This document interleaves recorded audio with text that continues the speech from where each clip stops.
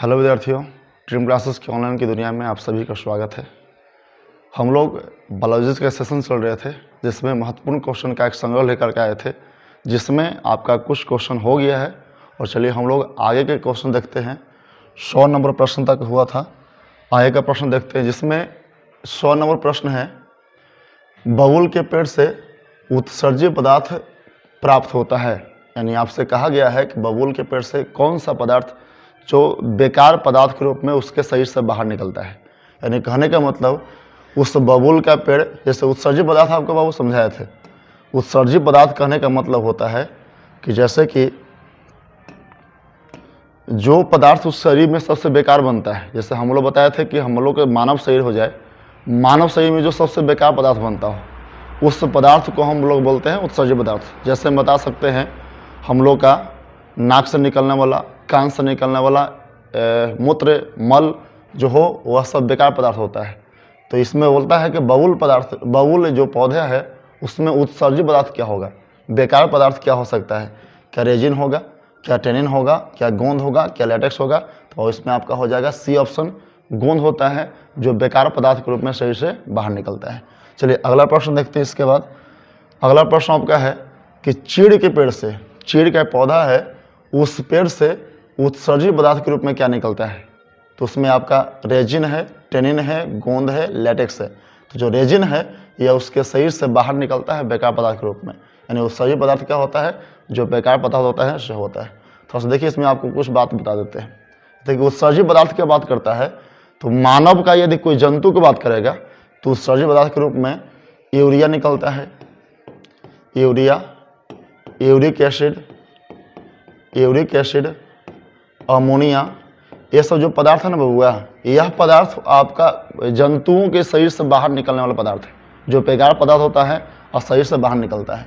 और इसके अलावे आपसे यदि कह दिया जाए कि पेड़ पौधे में क्या क्या निकलता है, तो रेजिन निकलता है, टेन निकलता है, गोंद निकलता है, लेटेक्स निकलता है, और भी आदि जो पदार्थ होते हैं जो बेकार पदार्थ पेड़ पौधे से निकलते हैं। पेड़ पौधे से जो बेकार पदार्थ निकलता है उसमें ये सब पदार्थ होता है। और आपको जंतुओं से निकलने वाला पदार्थ बोलेगा तो यूरिया होगा, यूरिक एसिड होगा, अमोनिया इत्यादि पदार्थ होता है। ठीक है, चलिए अगला प्रश्न देखते हैं।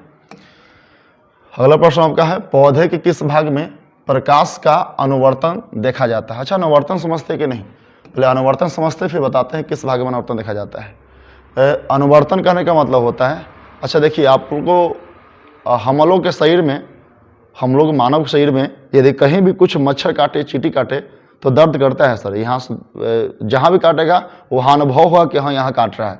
लेकिन कभी आप देखें पेड़ पौधा में कभी चूटी काटे या कहीं मान लेके कोई पसली से जाकर उसको काट ले गए और रो रहा हो कि हमको दर्द कर रहा है, तो पेड़ पौधे नहीं होता है। उसमें तंत्रिका तंत्र ही एक ऐसा भाग है जो हर एक इन्फॉर्मेशन को मस्तिष्क में पहुँचाता है। यदि मच्छर काट रहा है और आपको दर्द किया, यानी कहने का मतलब कि मच्छर जहाँ काटा ना वहाँ तंत्रिका तंत्र होता है। क्या होता है, तंत्रिका तंत्र, जिसमें मुख्य भाग न्यूरॉन होता है। तो तंत्रिका तंत्र जो होता है यहाँ से इन्फॉर्मेशन को लेकर आता है मस्तिष्क तक और कहता है कि दिखा वहाँ काट ले, तो हम लोग को दर्द फील होता है। लेकिन पेड़ पौधे में ऐसा नहीं होता सर, उसमें तंत्रिका तंत्र नहीं होता है। उसमें जो भी परिवर्तन होता है वह एक उद्दीपन ग्रहण करके होता है। उद्दीपन ये बाहर प्रभाव लेता है और प्रभाव से वह अनुभूति करता है कि हमें कुछ परिवर्तन होने वाला है। बस हो रहे, यानी पेड़ पौधे में तंत्रिका तंत्र नहीं होने की वजह से उसमें उसके किसी भाग का उसको अनुभव नहीं होता है। न तो यदि अनुभव होता तो आप कहीं भी पेड़ में लटकर रहते तो चिड़िया इधर छोड़े छोड़े लटकल है मन में, मतलब वैसा घटना उसमें हो सकता था। लेकिन उसमें तंत्रिका तंत्र नहीं होता है तो उसको कोई दर्द उर्द नहीं करता है और उसमें कोई भी अनुभूति तंत्रिका तंत्र से नहीं होता। यानी कहने का मतलब यदि पेड़ पौधे तंत्रिका तंत्र तो उसमें होता नहीं है, यदि बाहरी प्रभाव ग्रहण करता, प्रभाव का हम कह सकते हैं उद्दीपन कह सकते हैं, उद्दीपन ग्रहण करता है। और उद्दीपन यानी अनुभूति बाहर का प्रभाव ग्रहण करके उसके बाद शरीर में कोई परिवर्तन करता है तो उसे हम पादप अनुवर्तन कहते हैं। बाबू पादप अनुवर्तन कहते हैं, अनुवर्तन। ठीक है, क्या बोलते हैं, पादप अनुवर्तन, पादप अनुवर्तन कहते हैं। बात समझे। और इस घटना को आप देख सकते हैं छुई के पौधा में। छुई के पौधा के पत्ती को आप छुइएगा ना, जैसे छुइएगा मुरझा जाएगा। या तो फिर सूरजमुखी का पौधा देखे होंगे, वो प्रकाश से अपने आप मुड़ित रहता है। क्या प्रकाश को उसको ढकेलता है कि मुड़ जाओ। सूरजमुखी क्या होता है कि जब सुबह होगा उसका मुड़ी जो है, मुंडी फूल का मुंडी जो है रहता है वो पूर्व में रहता है, और उसके बाद जैसे जैसे उसका सूरज का रोशनी मुड़ते जाता है शाम तक, वह पश्चिम में मुड़ जाता है। यानी कि प्रकाश से परिवर्तन हो रहा है, बाहरी प्रभाव को ग्रहण करके जो परिवर्तन होता है उसे हम क्या बोलते हैं, पादप अनुवर्तन, जो मुख्यतः 4 टाइप का होता है। एक होता है प्रकाश अनुवर्तन, एक को बोलेगा प्रकाश अनुवर्तन, और एक और एका में कह सकते हैं प्रकाश अनुवर्तन, जल अनुवर्तन कह सकते हैं, फिर इसके बाद कह सकते हैं रासायनिक अनुवर्तन, रासायनिक अनुवर्तन, इसके बाद इसमें कह सकते हैं प्रकाश हो गया, जल हो गया, रासायनिक हो गया, और एक और होता है गुरुत्व अनुवर्तन। गुरुत्व अनुवर्तन, प्रकाश अनुवर्तन कहते हैं कि जब किसी पौधे में प्रकाश की वजह से कोई परिवर्तन होने लगे, मतलब प्रकाश की वजह से कोई उसमें परिवर्तन दिखाई देता है पेड़ पौधे में, तो प्रकाश अनुवर्तन कर सकते हैं। उसी प्रकार जल से होता है परिवर्तन, जल अनुवर्तन कर सकते हैं। रासायनिक पदार्थ से होता है, रासायनिक अनुवर्तन कर सकते हैं। गुरुत्व से होता है, गुरुत्व अनुवर्तन कर सकते हैं। यानी कि इसमें से ये चारों में से जिसके कारण परिवर्तन होगा वही अनुवर्तन कहलाता है। ठीक है, उम्मीद है आपको बात समझ में आया होगा। तो बोला कि पौधे के किस भाग में प्रकाश अनुवर्तन होता है, प्रकाश कौन ग्रहण करता है पेड़ पौधे, कौन सा भाग, पत्ती करता है, तना करता है, जड़ करता है, सभी करता है। तो सर देखिए इसमें पत्ती में प्रकाश अनुवर्तन होता है, यानी प्रकाश यह लेता है और उसमें प्रकाश संश्लेषण की क्रिया करता है, उसका रंग हरा हो जाता है। आप देखिए कभी भी पौधे को, जैसे अभी ठंडा के समय लतर सभी गांव में रोपा रहता है, वो लतरिया यदि कहीं कोना में घुस जाएगा ना, कहीं छत पर चढ़ रहा है, कहीं कोना में घुस गया, तो वहाँ का लतर पीला टाइप का हो जाता है। यदि वही उसके प्रकाश में लेके आइएगा, उसको धूप में लेके आइएगा, तो वो अपने आप फिर हो जाता है कैसा, प्रकाश जो पीला था ना वो लतर फिर आपका हरा हो जाता है। यानी प्रकाश हुआ परिवर्तन तो किस में होता है प्रकाश परिवर्तन, पत्तियों में होता है। चलिए अगला प्रश्न देखते हैं। इसके बाद बोला पौधे किस भाग में गुरुत्व अनुवर्तन होता है। गुरुत्व किस में होगा, गुरुत्व यानी कि जड़ से जल को खींचता है। गुरुत्व बल समझते ना है, पृथ्वी अपनी ओर एक बल से के सभी वस्तु को खींचता है, उसको गुरुत्व बल कहते हैं। तो इसमें आपसे बोला जाए, देखिए जड़ जो है ना, यह गुरुत्व के कारण वह जल को नीचे से कहाँ लेके आता है, ऊपर आता है। यानी ये परिवर्तन किस में होता है बाबू, जड़ में होता है। ठीक है, अगला प्रश्न देखिए। इसके बाद अगला है फल पकाने वाला हार्मोन किसे कहते हैं। देखिए सब हार्मोन से आप थोड़ा सा वाकिफ हो जाइए, थोड़ा सा इसका हम चर्चा कर देते हैं। देखिए जिबरेलिंस क्या होता है, इसको बोलते हैं कि वह जो क्लास किए हैं उनका तो रिवाइज हो रहा है, जो क्लास नहीं किए हैं इस बात को नोट करते चलिएगा। दोबारा कभी ऑब्जेक्टिव प्रश्न कभी क्वेश्चन बैंक में दिखाई दे तो उसको आपसे इस प्रश्न को छूटना नहीं चाहिए सर। जब आपको ये प्रश्न पूछे तो आपसे बन जाना चाहिए। ठीक है, पर ऐसा पे कीजिएगा। देखिए जिबरेलिंस क्या होता है, इसको बोलते हैं तो एक पादप हार्मोन होता ही, इसका मुख्य कार्य होता है फल फूल बीज को बढ़ाना। फल फूल बीज को बढ़ाता है। यदि फल फूल बीज का आकार बढ़ रहा है, समझिए उस पेड़ पौधे के अंदर कौन सा हार्मोन बन रहा है, जिबरेलिंस बन रहा है। ठीक है, तो यह फल फूल बीज को बढ़ाता है। साथ ही कोई बीज के अंकुरण करने में सहायता करता है, कोई बीज जो है ना उसको अंकुरित करने में सहायता करता है, कौन करता है, जिबरेलिंस करता है। ठीक है, इसका ये मुख्य 2 काम है। ऑक्सीजन से यह तना को बढ़ाता है, तना बढ़ाता है। खरपतवार को नष्ट करता है, खरपतवार यदि किसी पेड़ पौधे के आसपास रहेगा ना उसको नष्ट करेगा, तना को बढ़ाएगा, और इससे बीजहीन फल मिलता है। बीजहीन फल यानी कि जिसमें बीज नहीं रहता है। आप कोई पपीता खाए होंगे तो पपीता किसी में पूरा बीज भर रहता है काला काला, और किसी में बीज होता है नहीं है। तो जो बीजहीन फल मिलता है वो किससे मिलता है सर, ऑक्सीजन से मिलता है। ठीक है, और इसका और भी काम है, इसका काम है जैसे बीजहीन के फल की प्राप्ति करना, और साथ में इसको कह सकते हैं कि ऑक्सीजन से किसी पेड़ पौधे का आकार भी बढ़ता है, तना भी बढ़ता है, तना वृद्धि से होता है। ठीक है, अल्लाह देखिए ये देखिए सबसे घातक है, हर एक हार्मोन को जो रोकता है काम करने से वही एब्सिसिक एसिड है। इसको हम वृद्धि रोधक हार्मोन भी कहते हैं, जो वृद्धि को होने से रोकता है। पेड़ पौधे में कोई भी जैसे कोई पौधा है, फल आप लिए हैं, लेके आए हैं बड़का बड़का आम वाला पौधा, उसको रोप दिए और जो फल लगा ना बड़का बड़का ना फल छोटे छोटे फल रहा है, समझिए कि उसको रोके वाला कोई और नहीं है, कौन है, एब्सिसिक एसिड। ये हर एक चीज को फल फूल को बढ़ने से रोकता है। पेड़ पौधे को बड़ी दिन से नहीं बढ़ रहा है वो कौन रोकता है, एब्सिसिक एसिड रोकता है।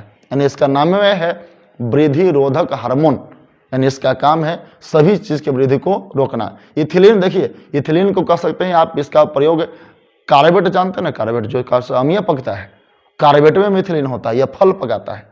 इसको फल पकाने के लिए बाहर से भी प्रयोग करते हैं, और इथिलीन जो है पेड़ पौधे में अंदर रहेगा तो वह फल पकाने का कार्य करता है। तो आपसे पूछा गया है फल पकड़ने वाला हार्मोन कौन सा है, तो एथिलीन हो जाएगा। ठीक है, अगला प्रश्न देखिएगा।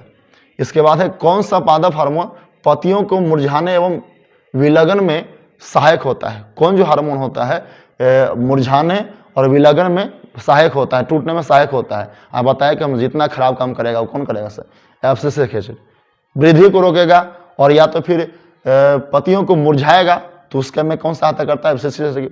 पत्ती टूट गिर जाएगा, क्या करेगा, एब्सिसिक एसिड। ठीक है, तो कौन ऑप्शन आपको हो जाएगा, सी ऑप्शन, एब्सिसिक एसिड। अगला देखिए इसके बाद वृद्धिरोधक हार्मोन किस हार्मोन को कहा जाता है, अभी तो बताया थे, एब्सिसिक एसिड को वृद्धिरोधक हार्मोन कहा जाता है। इसके बाद देखिए अगला प्रश्न, बीजहीन फल के निर्माण से सहायक होता है। बीजहीन फल के निर्माण में सहायक होता है, यानी वैसा फल जिसमें बीज नहीं होता है या बीज की मात्रा कम जाए, उसके लिए कौन कौन सा हार्मोन उत्तरदायी होता है। क्या जिबेरेलिन्स होता है, क्या ऑक्जिन्स होता है, क्या दोनों होता है, इनमें से कोई नहीं। आपको बताया कि अभी बताए थे जिबेरेलिन्स जो है यह बीजहीन फल की प्राप्ति करता है, नहीं ऑक्जिन बीजहीन की फल की प्राप्ति करता है, यानी जिससे वैसा फल जिसमें बीज नहीं हो वह प्राप्त होता है, यानी किससे मिलता है, ऑक्जिन से। लेकिन यहाँ ऑप्शन आपको दोनों मारना है, जिबेरेलिन्स भी और ऑक्जिन भी, यानी कौन ऑप्शन हो जाएगा आपका, सी ऑप्शन, दोनों हो जाएगा। जिबेरेलिन्स और ऑक्जिन दोनों हो, दोनों बीजहीन फल की प्राप्ति करने में सहायता करता है। ठीक है, अगला प्रश्न देखिए इसके बाद अगला प्रश्न है मस्तिष्क का कौन सा भाग, मस्तिष्क का कौन सा भाग वृद्धि एवं चतुराई का केंद्र होता है। थोड़ा सा मस्तिष्क का थोड़ा जान लेते हैं। देखिए मस्तिष्क जो होता है इसके 3 भाग होते हैं, एक अग्र होते हैं, एक मध्य मस्तिष्क होता है और एक पश्च मस्तिष्क होता है। अग्र में जानते हैं 2 हिस्सा आता है, एक आता है सेरिब्रम और एक आता है डायसेफ्लॉन इसको बोलते हैं डायसेफ्लॉन। ठीक है, इस भाग को आप अच्छी तरह समझिए ना, तो ऑब्जेक्टिव के लिए हम कवर कर रहे हैं, सबको एक बार रिपीट कर लेते हैं। पश्च मस्तिष्क में आता है 2 हिस्सा, एक आता है सेरिबेलम और एक और आता है मेडुला ऑब्लांगा। तो नाम लंबा है लेकिन ये सब थोड़ा सा काट समझिए कितना अच्छा है। देखिए अग्र मस्तिष्क में सेरिब्रम डायसेफ्लॉन होता है, जानते हैं सबसे बड़ा भाग मस्तिष्क का है कोई, तो सेरिब्रम है। ये 2/3 सेम होता है, 3 का 2 हिस्सा के लिए ही होता है, कौन होता है, सेरिब्रम। और जितना भी आप अच्छा वाला काम करते ना है, जैसे कि प्रेम करना, मतलब जो आपको मन से होता है, चतुराई करना, सोचना समझना, ये जितना चतुराई सोचते समझते हैं ना, जितना दिमाग वाला काम कहते हैं, दिमाग से हम काम ले रहे हैं, वो सब सेरिब्रम करता है। जे आप कहते हैं कि एक बात आओ, जैसे आप बताए थे दिल वाला काम, दिल का काम केवल है ब्लड को साफ करना। जो आप प्रेम भाव लत जो कहते ना है, लोभ कहते हैं, वो जब होता है किससे होता है, सेरिब्रम से, मस्तिष्क से होता है, लत लगता है किसी का सर। तो यानी कि सेरिब्रम है, यह प्रेम करवाएगा, घृणा करवाएगा, इसके अलावा इसका चतुराई करना, सोचना समझना सब कौन करवाता है, सेरिब्रम। ठीक है, और डायसेफ्लॉन है, जब भी आपको दुख दर्द होगा, उससे आंख से आंसू निकलेगा, ये सब जो दुख दर्द होता है ये कौन नियंत्रण करता है, डायसेफ्लॉन।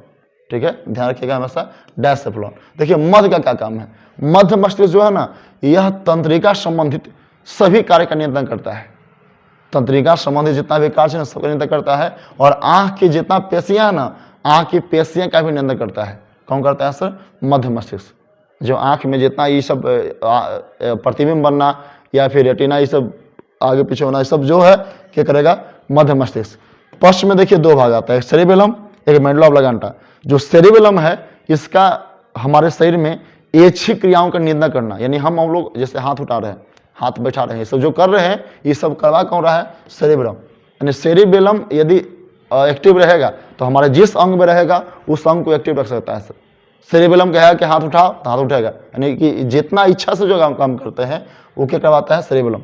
यानी इच्छा अनुसार जो काम होता है उस क्रियाओं का जो भी नियंत्रण करता है वो क्या करवाता है बाबू, सेरिबेलम। ठीक है, मेडुला ऑब्लांगा काम है, यह हमारे शरीर में जो भी अनैच्छिक क्रिया जो हम लोग के मन से नहीं होता, जैसे पाचन क्रिया हम लोग के मन से होता है, यदि पाचन क्रिया मन से होता है तो जितना जहाँ जहाँ भोज भात होता ना है वहाँ खाने में घट जाता है, क्योंकि सब आदमी जाता है, खाता पचाता फिर आता दौड़ के, फिर खाता फिर पचाता फिर आके दौड़ के, जितना अच्छा लगता है वो सब दबा जाता है एक बार। तो मेडुला ऑब्लांगा है जो अनैच्छिक क्रियाओं का नियंत्रण करता है, वो हम लोग के मन से नहीं होता है। पाचन क्रिया, श्वसन क्रिया, जो भी अनैच्छिक क्रिया है उसका नियंत्रण क्या करेगा, मेडुला ऑब्लांगेटा। बाकी समझ रहे हैं, 1 नंबर 2 नंबर हमने के मन से होता है, वो तो हमने की सही घटना है ना। देखिए इतना बात समझ रहे हैं तो चलिए आगे देखते हैं।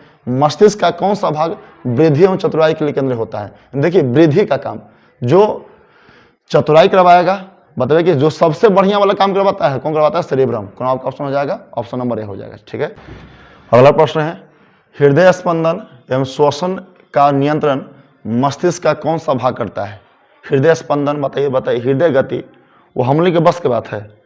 कैसे गति, हम जानते हैं कि हम लोग बचपन में जब भी माँ गर्भ से थे सबसे पहले हृदय ही स्पंदन करता है, पहले हृदय गति होता है। जो हम लोग संतुलन नहीं है, हमने यदि चाहे कि हृदय हमेशा चलते रहे तो संभव है, हमने की इच्छा के अनुसार नहीं होता है।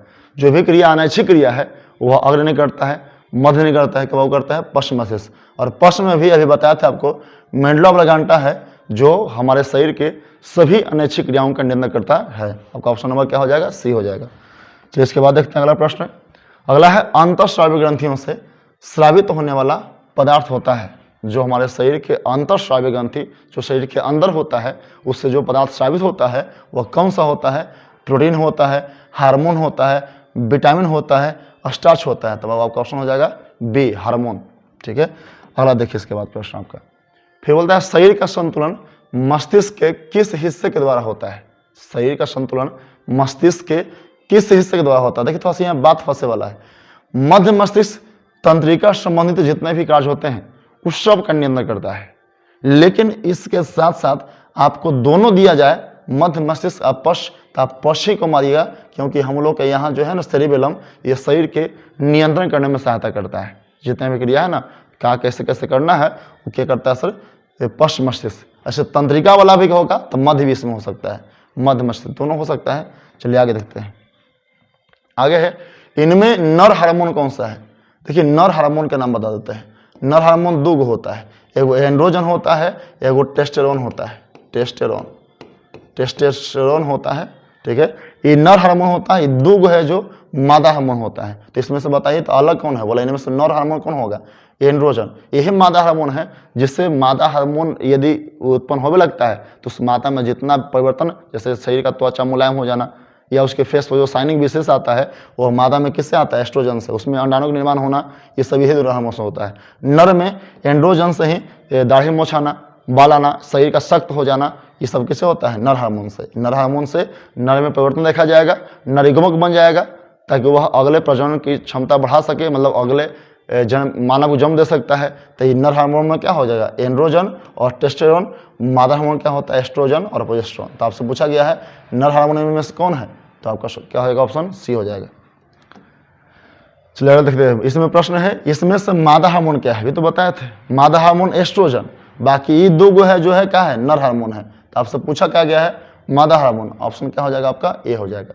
चलिए अगला प्रश्न देखते हैं।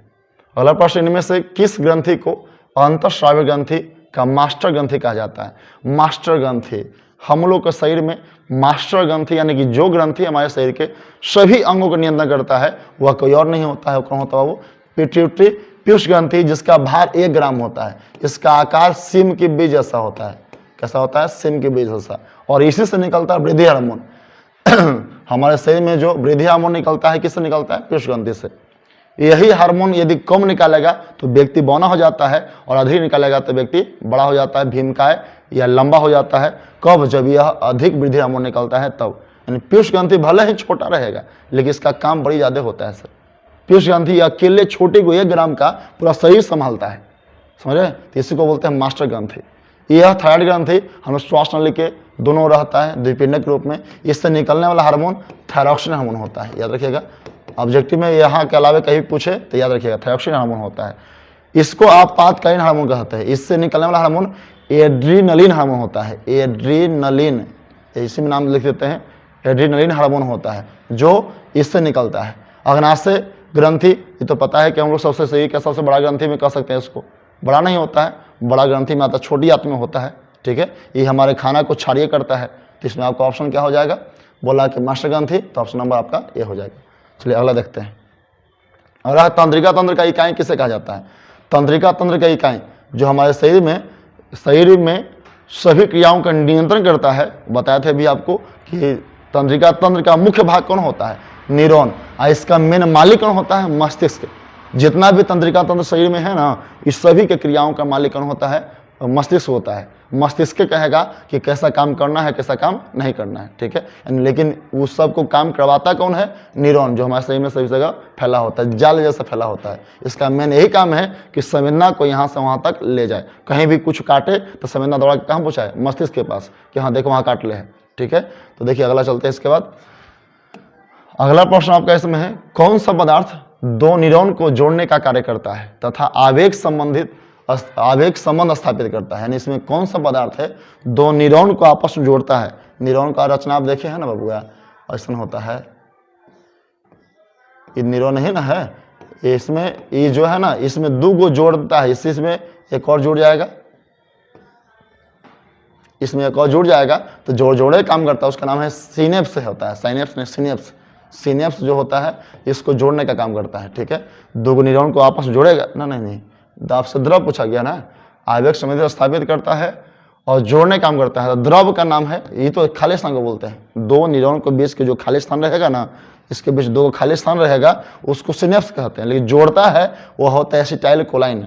एसिटाइल कोलाइन नामक पदार्थ दो न्यूरॉन को आपस में जोड़ता है। ऑप्शन आपका हो जाएगा डी ऑप्शन, ठीक है। अगला प्रश्न देखिएगा। इसके बाद है, मस्तिष्क का सर्वाधिक 2/3 भाग क्या होता है? आपको बताए थे कि सर्वाधिक भाग में जो पाया जाएगा वह कोई और नहीं कौन होगा? सेरेब्रम होगा। मस्तिष्क के सबसे अधिक भाग में कौन होता है बाबू? सेरेब्रम होता है।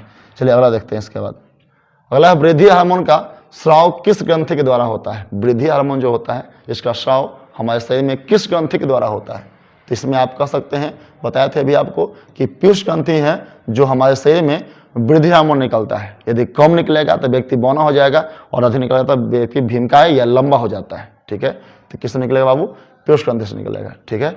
चलिए आगे देखते हैं। इसके बाद आगे, वृद्धि हार्मोन का स्राव अधिक होने से कौन सा रोग होता है? वही तो बताए थे, बौनापन तो कम होलापना होगा, ये भी नहीं होगा, ये क्या हो जाएगा? ऑप्शन आपका लंबा काय। लंबा काय या भीमकाय कह सकते हैं इसको, भीमकाय रोग हो जाता है जब व्यक्ति, देखिए अफ्रीकी मानव, जो अफ्रीका का मानव है ना, अधिकांश देखिए जैसे हम लोग पढ़ते हैं ना आदि मानव वाला कहानी, आदि मानव वाला की आदि मानव जंगल में होते थे, कच्चा मांस खाते थे, जंतुओं पर निर्भर होते थे, काटे उसको खाना है, जंगल में जहाँ तहाँ भटकना है।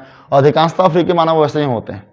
अफ्रीका में जो भी मानव रहते हैं वह जंगल में उनका जीवनवास होता है। आदि मानव जैसे जीवन था ना वैसा ही। तो बोला आपसे कि अफ्रीकी मानव का सबसे निकटतम संबंधी कौन सा है? मतलब सबसे उसका पहले का पूर्वज कौन सा जीव है? क्या बंदर है, क्या गोरिल्ला है, क्या चिंपैंजी? तो आपका ऑप्शन क्या हो जाएगा? चिंपैंजी। इसके ठीक पूर्वज कौन है? चिंपैंजी है, ठीक है। इसके बाद देखते हैं अगला प्रश्न। अगला है, मानव हृदय का औसतन प्रकुंचन कितना होता है? मानव हृदय का औसतन प्रकुंचन कितना होता है? हम आपको बताए थे कि 120/80 mm ऑफ एजी किस मनुष्य का बीपी होता है, जगह में ऊपर होता है प्रकुंचन, नीचे का होता है संकुंचन। तो आपसे बोला गया है कि मानव हृदय का प्रकुंचन कितना होता है, तो 120 हो जाएगा सेंटीमीटर, तो ये तो नहीं होगा, mm ऑफ एजी। ऑप्शन में क्या हो जाएगा आपका? ए हो जाएगा। संकुंचन पूछता तो नीचे हो जाएगा, 80 हो जाता, 80 mm ऑफ एजी। चलिए अगला देखते हैं। बोला, कृत्रिम वृक्क नाइट्रोजनी अवशिष्ट उत्पादों का रुधिर से किस विधि द्वारा पृथक करता है? कृत्रिम वृक्क बताया था ना कि जब किसी व्यक्ति का किडनी खराब हो जाए, किडनी खराब हो जाने पर हमारे किडनी का मेन काम है जो भी खाना खाते ना हैं उसमें, या फिर को हमारे शरीर में जो भी अशुद्धि पदार्थ बनता है उस पदार्थ को छान के शरीर से बाहर निकलना। लेकिन यदि वो वृक्क खत्म हो जाए तो उस वृक्क को खत्म हो जाने के बाद जो पदार्थ अलग से लगाने के लिए वृक्क अलग से लगाते हैं, तो उसके द्वारा पदार्थ बाहर निकलता है। तो वह कौन सी विधि से निकलता है? तो आपका ऑप्शन हो जाएगा अपोहन विधि से, अपोहन विधि से, ठीक है। अगला प्रश्न देखिए। इसके बाद बोला, हाइड्रा में किस विधि के द्वारा अलैंगिक जनन होता है? देखिए हाइड्रा का एग्जाम्पल थोड़ा सा ध्यान दीजिएगा। हाइड्रा में दो चीज होता है, एक होता है कि अपने अंग में कहीं पर को बाहर निकालता है, जिसको बोलते हैं मुकुल। क्या बोलते हैं? मुकुल। और मुकुल में सभी अंग बन जाने के बाद वह सही जीव का विकास करता है, तो इसको हम बोलते हैं मुकुलन। क्या बोलते हैं? मुकुलन। जब किसी जीव में मुकुल निकले, पहले जैसे आलू में मुकुल निकलता है और फिर उसमें सभी जीव का विकास हो जाता है, मतलब बड़ा आलू बन जाता है। या चना में पहले मुकुल निकलता है और मुकुल में फिर सभी अंग में उसमें बन जाते हैं, पत्ती जड़, फिर नए पौधे का विकास करता है, तो यानी मुकुलन क्रिया उसको बोलते हैं। तो हाइड्रा मुकुलन होता है। और एक और होता है बहुखंड होता है, जिसको बहुखंडन कह सकते हैं, या कह सकते हैं पुनर्जनन कह सकते हैं, पुनर्जनन कह सकते हैं, या इसी में और कहते हैं खंडीकरण, खंडीकरण, खंडीकरण इसी का सब हो सकता है, या पुनरुद्ध भवन कहते हैं, पुनरुद्ध भवन, पुनरुद्ध भवन, यानी पुनरुद्ध भवन का बोले, खंडीकरण का बोले, पुनर्जनन का कहे, बहुखंडन कहे, बहुखंडन नहीं कह सकते हैं इसको, इतना ही रह दीजिए। पुनर्जनन, खंडीकरण, पुनरुद्ध भवन या मुकुलन, इस सब में एग्जाम्पल इसको आप डाल सकते हैं हाइड्रा को।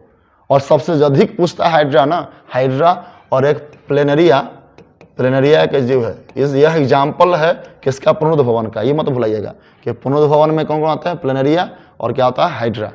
ठीक है, इसका एग्जाम्पल ज़्यादा महत्वपूर्ण है। ऐसे ही भी आप याद कर लीजिए, हाइड्रा में किस विधि द्वारा लैंगिक होता है, तो जब ये नहीं दिया हुआ है तो किससे होगा, आपका मुकुलन से होगा। ठीक है, दोनों तो दोनों मारिएगा, दोनों होता है, क्या में मुकुलन भी होता है और पुनरुद्ध भवन भी होता है। चलिए अगला देखते हैं। इसके बाद अगला प्रश्न है, मानव में कितने जोड़ी पसलियां होती? पसली तो समझते होंगे, पसलियां कबाड़ देंगे रे, मारते मारते पसली होता ना है। ये पसली की संख्याएं होती है टोटल 24, जोड़ी की बात करें तो कितना होता है, 22 जोड़ी होता है पसली। ठीक है, 22 जोड़ी से पसली, वही ना 6 पैक समझते होंगे, 6 गो आगे 6 गो पीछे। देखिए इसमें अमीबा एवं इग्लिना में श्वसन गैसों का आदान प्रदान कोशिका किस भाग से होता है?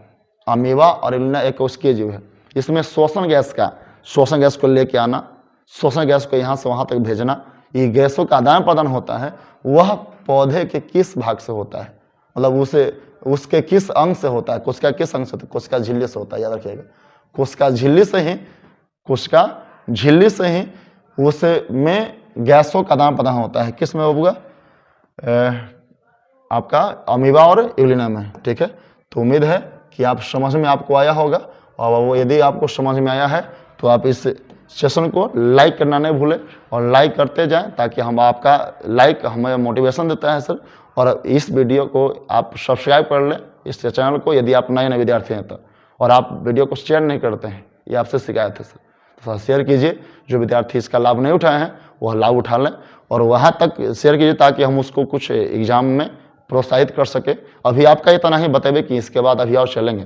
पहले वीडियो थोड़ा लेट चल रहा था, तो सब समय आप एक दिसंबर आते जाते लगातार डाले लगाएंगे, उसमें आप ज़्यादा समय आपको नहीं लगाना है, बस 10 से 15 मिनट लगातार हमको देख लीजिएगा, बस 10-15 मिनट, इतना में आपको साइंस का एकदम लेवल बैठा देंगे, ठीक ठाक कर देंगे।